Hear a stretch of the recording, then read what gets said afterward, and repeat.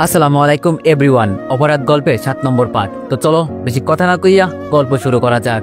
আমি পকেট থেকে একটা আংটি বের করে হাঁটু গেড়ে বসে নীলাকে বলতে লাগলাম, চোখ ফেরাতে পারি না তোমার দিকে তাকালে। অতি যত্নে পোষা মন পাখিটা সারাক্ষণ খোঁজে তোমাকে।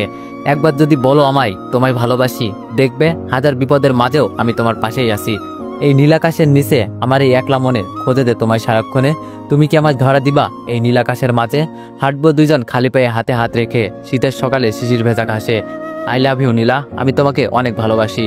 আমার এমন প্রপোজ করা দেখে সবাই অবাক, কিন্তু একজনের দুচোখ দিয়ে ধরতে চাচ্ছে অযোধ্যায় বৃষ্টি, কিন্তু মনে চাপা কষ্ট রেখে আটকে রাখছে।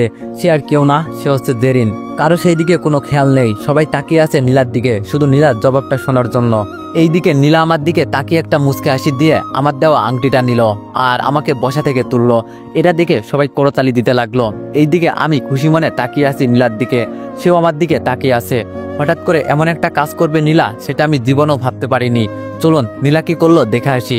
আমি যখন নীলার দিকে তাকিয়ে আছি তখন নীলা আমার দিকে তাকিয়ে একটা মুচকে হাসি দিয়ে হঠাৎ আমার গালে কষে ঠাস ঠাস করে থাপ্পড় দিল। এটা দেখে যেমন আমি অবাক, তেমন সেখানে থাকা সবাই অবাক হয়ে গেল। পুরো অফিসটা একটু আগে কত কোলাহল ছিল, কিন্তু এখন নিস্তব্ধ নিশির রাতের মতো হয়ে গেছে। সবার মুখে কোনো শব্দ নেই, তাকিয়ে আছে আমাদের দিকে। আমি অবাক দৃষ্টিতে তাকিয়ে আছি। আমি মনে মনে ভাবছি, আজ তো কোনো মেয়ের সাথে কথা বলিনি, তাহলে আমাকে সবার সামনে মারলো কেন? আমি বললাম, নীলা তুমি আমাকে থাপ্পড় মারলে কেন? আমার কথা শুনে নীলা বলল, মারবো না তো কি করবো? তোর মতো খ্যাত ছোট লোক গরিবের কেমনে সাহস হলো আমাকে প্রপোজ করার? আমি বললাম, মানে এইসব কি বলছো নীলা? নীলা বলল, আমি ঠিকই বলছি। তোর কোনো যোগ্যতা আছে আমার সাথে প্রেম করার বা আমাকে বিয়ে করার? আমি বললাম, দেখো পাগলামি করিও না সবার সামনে। এটা বলতে নীলা আবার আমাকে একটা থাপ্পড় দিল। নীলা বলল, ছোট লোক তোর সাহস কি করে হয় আমাকে পাগল বলার? আমি বললাম, তুমি এইসব কেন করছো নীলা? নীলা বলল, আরেকবার যদি নাম ধরে ডাকিস তো তাহলে তোর খবর আছে। কর্মচারীদের মতো থাকবি, ম্যাম ডাকবি আমাকে। আর তুই কি যেন বলছি, এইসব কেন করছি? এত তাড়াতাড়ি সব ভুলে গেলি? আমি তো জানতাম তুই আবুল, কিন্তু এত বড় আবুল সেটা এখন জানতে পারলাম। কেন সেই দিনের কথা মনে নাই? আজ থেকে 2 মাস আগে তুই আমাকে পার্কে আমার বান্ধবী পিলা সবার সামনে থাপ্পড় মেরে অপমান করলি, সেই দিনের কথা কি মনে নাই? আমি বললাম, আছে। কিন্তু নীলা বলল, কোনো কিন্তু না, আজ আমিও সেই অপমানের প্রতিশোধ নিলাম। দেখ তাকিয়ে দেখ, সবাই তোর দিকে কেমন করে তাকিয়ে আছে। নীলার কথা শুনে আমি সবার দিকে তাকাতে আমি অপমানিত বোধ করলাম। নীলা বলল, কি কিছু ফিল করলি? সেই দিন আমিও ঠিক এমন ভাবে ফিল করছিলাম। আমি বললাম, আচ্ছা তুমি যাকে এত ভালোবাসো তাকে সবার সামনে অপমানিত করতে একবারও ভাবলে না? নীলা বলল, ভালোবাসা? তুই কাকে ভালোবাসার কথা বলছিস? আমি বললাম, কেন আমাকে? নীলা হেসে বলল, আমি আর তোকে ভালোবাসি? আমার এত রুচি খারাপ হয়নি যে তোর মতো ছোট লোক ক্ষেতকে ভালোবাসবো। নিজের চেহারা একবার আয়নাতে দেখছিস? এতক্ষণ নীলা যেগুলো করছে সেগুলোতে আমার কষ্ট না হলেও এখন কেন জানি বুকের মাঝে একটা মুচুর দিয়ে উঠলো। আমি কাপা কাপা গলায় বললাম, তাহলে এতদিন এগুলো কি ছিল? নীলা বলল, এতদিন এগুলো নাটক, সব আমার সাজানো নাটক। আমি তোর সাথে নাটক করছি। তোকে যদি এমনি সবার সামনে থাপ্পড় দিতাম তাহলে তুই 2 দিন পর ভুলে যেতি, তাই তোকে প্রেমের জালে ফেলে সবার সামনে অপমান করলাম। এখন তুই আমাকে সারা জীবন মনে রাখবি আর আফসোস করবি আমি কার সাথে পাঙ্গা নিয়েছিলাম। আমি বললাম, বাহ বাহ, সামান্য 2-4টা থাপ্পড়ের জন্য এত কিছু? নীলা বলল, তোর কাছে এই থাপ্পড় সামান্য হলেও আমার কাছে অনেক। আমি বললাম, আপনাকে ইচ্ছা করছে আবার 2টা থাপ্পড় দিতে, কিন্তু আমি তো আর তোর মতো বিবেকহীন না। তাছাড়া তোর মতো অহংকারী মেয়েকে থাপ্পড় দিতে আমার লজ্জা করবে। সামান্য কারণের জন্য তুই আমার সত্যিকারের ভালোবাসা নিয়ে ছেলেখেলা করলি। নীলা বলল, থাপ্পড় দিবি দে, এইবার থাপ্পড় দিলে তোকে এই দুনিয়াতেও খুঁজে পাওয়া যাবে না। আমি হেসে বললাম, তুই আমাকে মারবি? নীলা বলল, না, তোর মতো ছোট লোককে মেরে আমার হাত নষ্ট করতে চাই না, তোকে মারতে আমার এক ইশারাই যথেষ্ট। আমি বললাম, তা তো দেখতে পেলাম, আর তাছাড়া তোর মতো অহংকারী মেয়ের এমন কাজ ছাড়া আর কিছু করতে পারবে না। আমার ভাবতে অবাক লাগে আমি এমন একটা মেয়েকে ভালোবেসেছি যার অহংকার আর টাকার গরমে পা মাটিতে পড়ে না। নীলা বলল, তো অহংকার করবে না? আমার অহংকার করার সামর্থ্য আছে তাই করছি। তোর মতো ছোট লোক টাকার মানে কি বুঝবি? তোরা তো 10 টাকা পেলে খুশি। নীলার কথা শুনে একটা মুচকি হাসি দিলাম। আমি বললাম, আমার জীবনে অনেক ভুল করছি, কিন্তু সেই ভুলগুলোর চেয়ে বড় ভুল করছি তোর মতো অহংকারী মেয়েকে ভালোবেসে। হয়তো তোকে ভুলতে পারবো না, তবে তোকে আপন করব না। একদিন বুঝবি আমি তোর জীবনে কতটা ইম্পর্টেন্ট ছিলাম। নীলা হেসে বলল, আমি যাব তোর কাছে? আগে নিজের দিকে তাকিয়ে দেখ ছোট লোক, তারপর আমাকে তোর করতে আসিস। আর আমার এত খারাপ দিন আসেনি যে তোকে আমার জীবনে প্রয়োজন মনে করব। আমি বললাম, সেটা সময় বলে দিবে। এটা বলে সেখান থেকে চলে আসলাম। আমার যাওয়া দেখে নীলা হাসতে লাগলো আর জোরে জোরে বলতে লাগলো, ওই ছোট লোক, এগ্রিমেন্টের কথা মনে আছে তো? আমি সেই দিকে কান্না দিয়ে চলে যেতে লাগলাম। এইদিকে আমি যেতে নীলা সবাইকে বলে উঠলো, এখন সবাই সবার কাজে যান। নীলার কথা শুনে সবাই যার যার কাজে চলে গেল। আর এতক্ষণ নীলার বাবা সব দাঁড়িয়ে তামাশা দেখছিল। নীলা বলল, বাবা তুমি এখন বাড়ি যাবা নাকি আরেকটু থাকবা? রফিক সাহেব বলল, আগে তুই কেবিন আয়, তোর সাথে কথা আছে। এটা বলে রফিক সাহেব নীলার কেবিনে চলে গেল, আর নীলাও তার বাবার পিছনে পিছনে তার কেবিনে চলে গেল। নীলা কেবিনে যেতে তার বাবা তার সামনে এসে কষি একটা থাপ্পড় দিল। নীলা ছলছল চোখে তাকিয়ে বলল, বাবা তুমি আমাকে মারলে? আমাকে? রফিক সাহেব বলল, মারলাম। তোকে যদি এই থাপ্পড়গুলো আরো আগে দিতাম তাহলে এই দিন আমাকে দেখতে হতো না।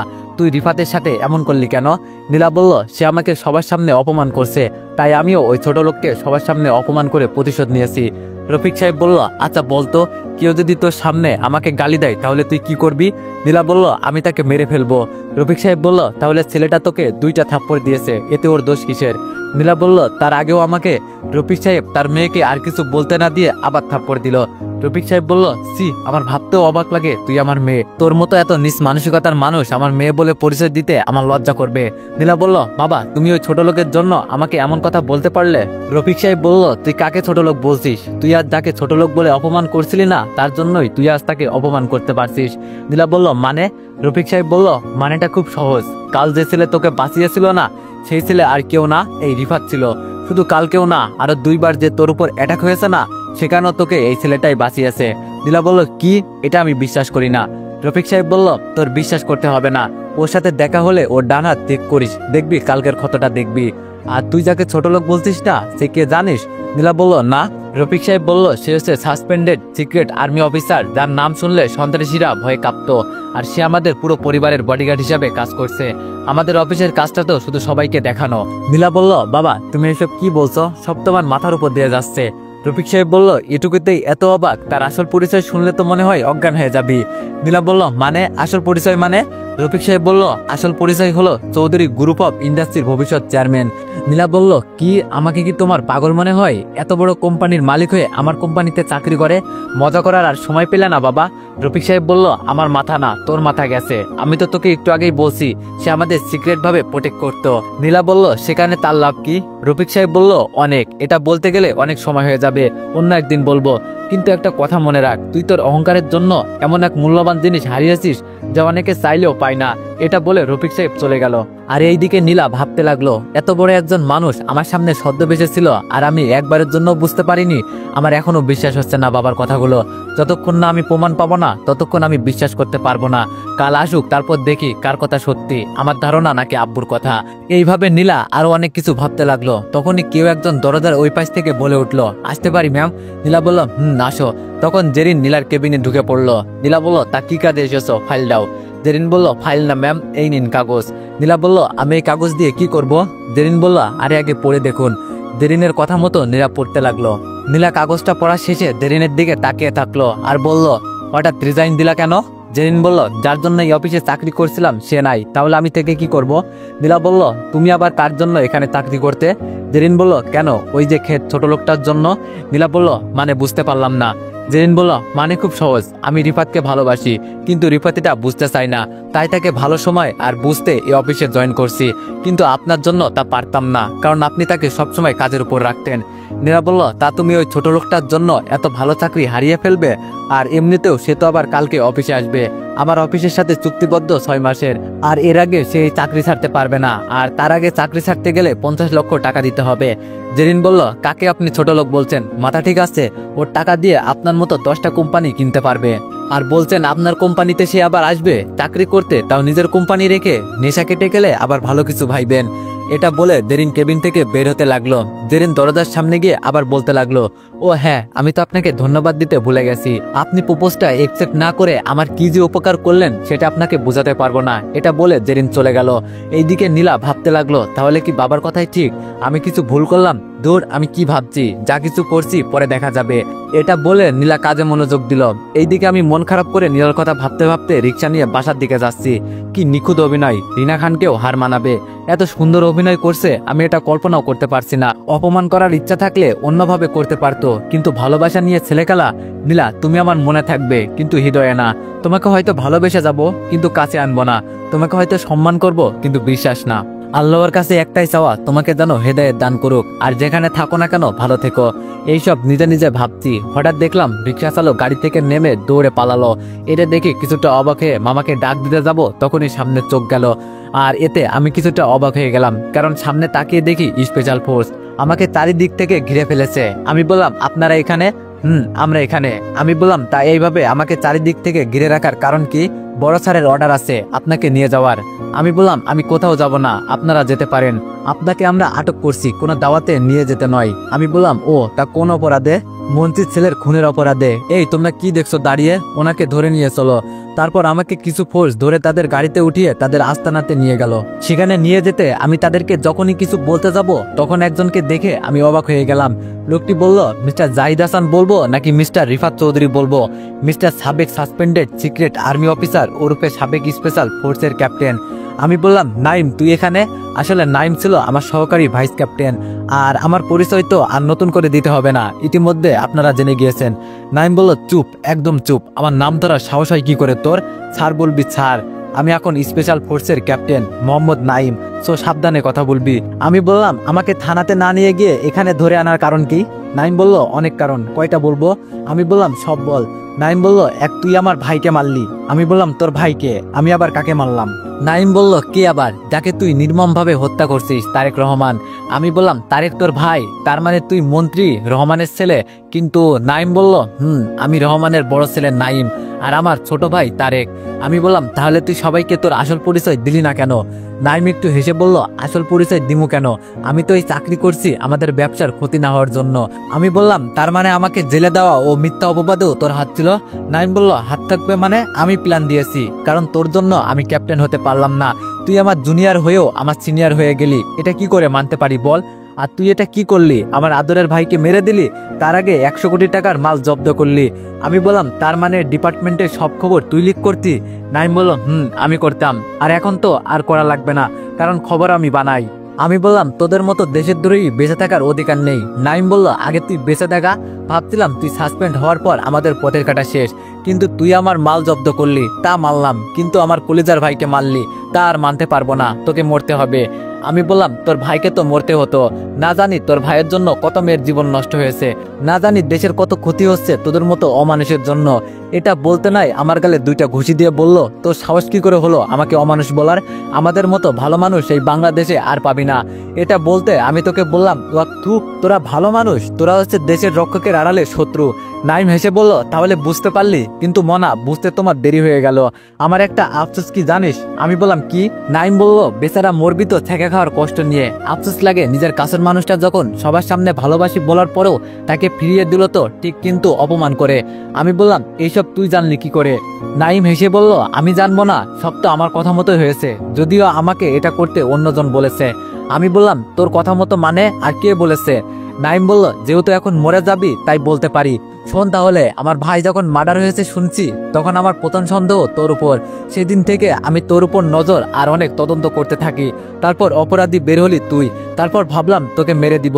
আমি ভাবতে লাগলাম কিভাবে মারা যায়, কিন্তু কিছু পাইনি। সেই দিন এসকে আমাকে ফোন দিয়ে বলে এটা করতে। আমি ছোট একটা ভেবে মনে করলাম তোকে একটা ছেঁকা দিই। ওই দিন রাতে অ্যাটাক হওয়ার কারণে তোমার জানু একটু ভয়ে ছিল, আর সেটার কাজে লাগিয়ে আমি তোর জানুকে বললাম তোমাকে মেরে ফেলবো যদি আমার কথা মতো না শোনো। তারপর আর কি, সে আমার কথা মতো কাজ করলো। আমি বললাম তার মানে নীলা এইসব কিছুই নিজে থেকে করেনি? নাইম বলল, না, সব আমার কথা মতো করছে। আমি বললাম যদি একবার সুযোগ পাই তাহলে তোকে এখানেই পুঁতে রেখে দিব বলে দিলাম। নাইম বলল, আফসোস, আশাটা পূরণ হলো না, কিন্তু তুই একদম চিন্তা করিস না, আমি তোর জানুকে দেখে শুনে রাখবনি। আমি বললাম ওর দিকে তাকালে তোর চোখ তুলে ফেলবো। নাইম বলল, আমার ভাবতে অবাক লাগে, মৃত্যুর দরজায় দাঁড়িয়ে আছিস অথচ একটুও ভয় পাচ্ছিস না। আমি বললাম আমি কি তোর মতো কাপুরুষ নাকি যে ভয় পাবো? আমার কথা শুনে নাইম আমাকে মারতে শুরু করলো, আর মারতে মারতে আমার মুখ দিয়ে রক্ত বের করে দিল। নাইম বলল, এখন বল মালগুলো কোথায় রাখছিস? আমি বললাম বলবো না। নাইম বলল, বলবি না? আমি বললাম না। আমি না বলতে নাইম রেগে যখনই আর কিছু বলতে যাবে তখনই তার মোবাইলে ফোন বেজে উঠলো। নাইম বলল, এই তোরা এই শালাকে মারতে থাক, আর ততক্ষণ মারবি যতক্ষণ না সে সত্যি বলে আমি কথা বলে আসি। এই বলে নাইম বাইরে চলে গেল। নাইম বলল, হ্যালো স্যার বলেন। নিজামুদ্দিন আর্মির মেজর বলল, তোমার আপডেট কি? নাইম বলল, স্যার এখন এইখানে পরিস্থিতি একদম ঠিক আছে। নিজামুদ্দিন বলল, ওকে, আরো ভালো মতো তদন্ত করো। আমার কাছে খোঁজ মিলেছে এসকে আজ রাতে বড় একটা কিছু করতে পারে, সাবধানে কাজ করিও, যে কোনো কিছু হতে পারে। নাইম বলল, ওকে স্যার, আমি সব করব। ওকে, তোমার উপর পুরো বিশ্বাস আছে আমার। এই বলে ফোন কেটে দিল নিজামুদ্দিন। ফোন কাটতে না কাটতে সাথে সাথে তার বাবাকে কল দিল। রহমান বলল, নাইম বল। নাইম বলল, বাবা তোমরা যে আজ মাদক নিয়ে আসবে ঢাকায় তা মেজর হালারপুর জেনে গিয়েছে। রহমান বলল, তাহলে কি করবে এখন? নাইম বলল, কি করবা মানে, আমি আসি, একটু দেখে শুনে কাজ করিও, এই দিকে আমি আমার কাজ করি। রহমান বলল, ওই শালারে আমি না আসা পর্যন্ত বাঁচিয়ে রাখ, ওকে বুঝতে হবে তো মরার যন্ত্রণা কত কষ্টদায়ক। আমি 20 মিনিট পর আসতেছি। নাইম বলল, ওকে বাবা রাখি, ওকে আরেকটু খাতির যত্ন করে আসি। রহমান বলল, যা। এটা বলে ফোন কেটে দিয়ে নাইম ভিতরে ঢুকে বলল, কিরে শালা কি সত্যি কথা বলছে? এটা বলে সামনে তাকিয়ে নাইম ভয়ে পিছনে চলে গেল, কারণ নাইম দেখতে পেল তার সব লোকের লাশ নিচে পড়ে আছে, কিন্তু রিফাত আগের অবস্থায় আছে। আমি বললাম, কিরে ভিতু, এইটুকুতেই ভয় পেয়ে গেলি? এখানে যা হয়েছে তা দেখলি কি করতি? নাইম বলল, তুই এসব কেমনে করলি? আমি বললাম, জানিস নাইম ভাইয়া, তুই সিনিয়র হওয়ার পরেও আমাকে কেন সিনিয়র বানালো? কারণ তোর মধ্যে অত নলেজ নেই যা আমার মধ্যে আছে, সেটার প্রমাণ বেশি দিতে হবে না, এটাই ধরে নে। প্রথম আমি সাসপেন্ড হইনি, আমি নিজেই রিজাইন দিছি। আর তোরা মনে করছিস আমি সাসপেন্ডেড, আর এটা হচ্ছে তোদের প্রথম ভুল, কারণ আমি তোদের হাত থেকে নীলার পরিবার আর আমার পরিবার বাঁচাতে চাকরি ছাড়ছি। আর তোরা এটা হয়তো জানিস না, আমার একটা নিজস্ব ফোর্স আছে। নাইম বলল, তার মানে তুই এতদিন ছদ্মবেশে সবাইকে রক্ষা করছিস? আমি বললাম, আর সবাইকেও না, আমি নিজেকেও। একটা ভুল কি জানিস? নাইম বলল, কি?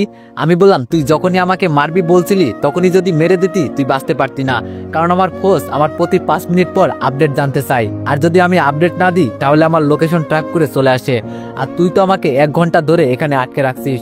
তারা অনেক আগেই চলে আসছিল, কিন্তু আমি তাদের কিছু করতে দেইনি, তাই তারা কিছু করিনি। তুই যে হিসাবে ইতিহাস বলতেছিলি তা আমি জানতেছিলাম তাই। নাইম বলল, তোকে তখনই মারিনি তো কি হয়েছে, এখন মারবো? এটা বলে নাইম আমার দিকে বন্দুক তাক করলো। আমি বললাম, আরে আরে বন্দুক ঠিক করে ধর মিয়া, আমার গায়ে লাগবে না তো, যদি এমন করে হাত কাঁপে।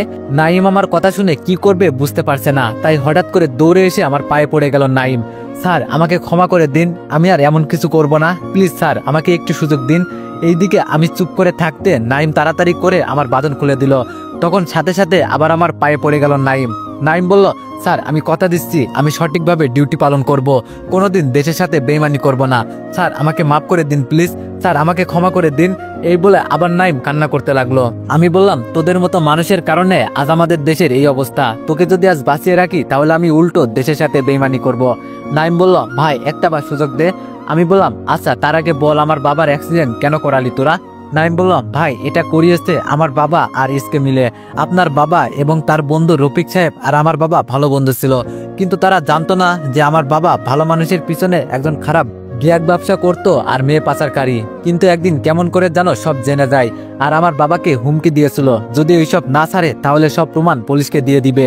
আর এটার ভয়ে আমার বাবা আর ইসকে মিলে অ্যাক্সিডেন্ট করিয়ে দেয়, আর আপনার বাবা নিজের বন্ধুকে বাঁচাতে নিজের ক্ষতি বেশি করে ফেলে। আমি বললাম, ওদের তো আমি ছাড়বো না। আচ্ছা তার আগে বল, আমার দাদুকে আমার বাবার নামে ভুল বোঝানোর পেছনে কার হাত ছিল? নাইম বলল, এটাও আমার বাবার কাজ, কিন্তু কেন সেটা আমি জানি না। আমি বললাম, তোদের কারণে আমার সব স্বপ্ন তছনছ হয়ে গেল, শুধুমাত্র তোদের কারণে আজ আমার বাবা ঘরে বন্দি, তোদের কারো বেঁচে থাকার অধিকার নেই। নাইম বলল, স্যার আমি বলছি না আমি নিজেকে শুধরে নিব, প্লিজ একটা বার সুযোগ দিন। আমি বললাম, তোদের অবৈধ রক্তে বেইমানি লেখা আছে, বিশ্বাস করলেও পাপ হবে, সো যা ভালো হওয়ার উপরে গিয়ে হোস, আর কয়দিন পর তোর বাবা আর এসকেও আসবে, ততদিন একা একা কাটা, হ্যাপি এন্ডিং। বলেই তাকে গুলি করে মেরে ফেললাম। আমি বললাম, এইসব লাশ এক জায়গায় রেখে চলে আই। ওকে ভাই। এটা বলে সেইখান থেকে বের হয়ে বাইরে গিয়ে দেখি এটা একটা বাগান বাড়ি। একটু পর আমার গার্ড আসতে, ভাই গাড়িতে ওঠেন, আপনাকে হাসপাতালে যেতে হবে। আমি বললাম, থাক আমি হাসপাতালে যাব না, তোরা আমাকে আমার ফ্ল্যাটে নিয়ে চল।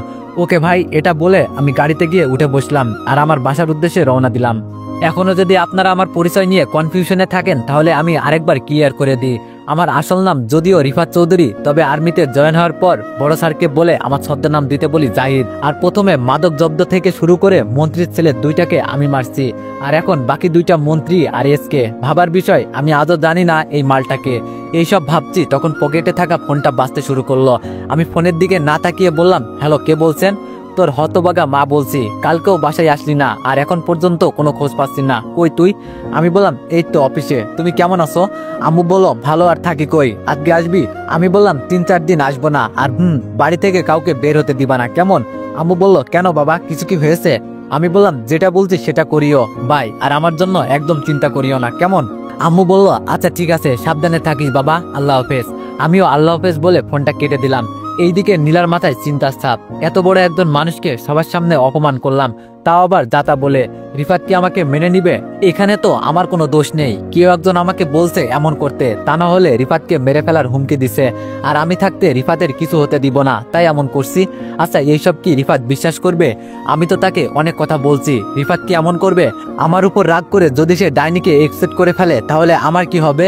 না, আমি এটা কিছুতেই হতে দিব না। আমি রিফাতকে সব খুলে বলবো, যদি বিশ্বাস না করে তাহলে আমি জোর করে আমার অধিকার আদায় করব, তারপরও আমি রিফাতকে আমার করে ছাড়বো। এটা বলে নীলা কেবিন থেকে বের হয়ে গেল। এইদিকে রহমান খুশি মনে তার ছেলের খুনিকে মারতে যাচ্ছে আস্তানাতে। একটু পরে সেখানে পৌঁছে গেল। রহমান বলল, কি ব্যাপার, সব নিস্তব্ধ লাগছে কেন, কারো কোনো আওয়াজ শুনতে পাচ্ছি না কেন? আচ্ছা ভিতরে গিয়ে দেখি। এটা বলে সে ভিতরে গিয়ে যা দেখলো তা সে জীবনেও কল্পনা করতে পারিনি।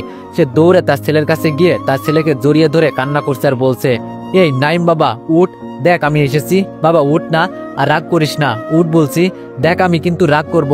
এটা বলে জোরে চিৎকার দিল, রিফাতের বাচ্চা, তোর এত বড় সাহস, আমার দুই ছেলেকে তুই মেরে দিয়েছিস, আমি তোর বংশকে নির্বংশ করে দিব।